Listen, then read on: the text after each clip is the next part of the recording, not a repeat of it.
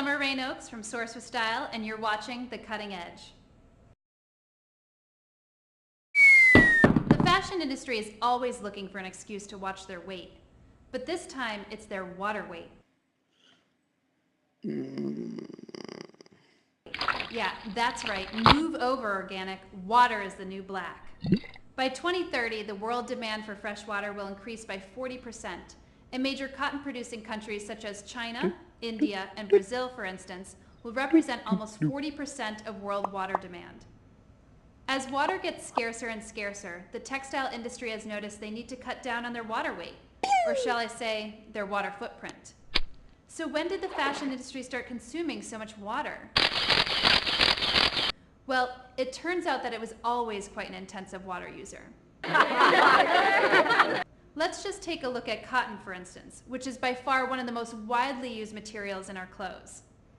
Cotton has three major stages: the agricultural stage, where cotton production at field level happens; the industrial stage, processing of seed cotton to dyeing to finished goods; and consumer use, washing, drying, and other care. Irrigated cotton is a pretty thirsty crop at the agricultural level. But wait a cotton picking second. Are you telling me that cotton isn't all that natural? Huh? Well, I'm just saying you have to take a look at the whole life cycle to really see the impact.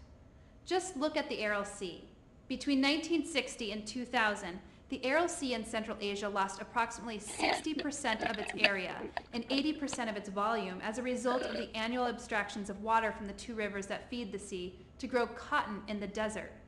I mean, growing cotton in the desert, does that even make sense? Brands and mills are now adopting efficient water strategies and making sure that extracted water doesn't have adverse effects on the groundwater. Mills are looking for better processes that use less water, and enlightened brands have or are starting to develop programs with mills to save water and energy during the whole garment manufacturing process. Take NRDC's Clean by Design program, for instance. They worked with the Jiangsu Redbud Textile Company, a Chinese-owned mill that dyes cotton woven fabric for Walmart. And by implementing 3 water-saving best practices, they were able to save 740 tons of water per day and 9.4 tons of coal per day. The total one-time cost of the improvements cost $72,000. But get this, the amount was recouped in cost savings in just 32 days, and now they are saving $840,000 annually. Speaking of dyeing, Avaterra SE is just one example of new technology that can help to save both energy and water during textile processing.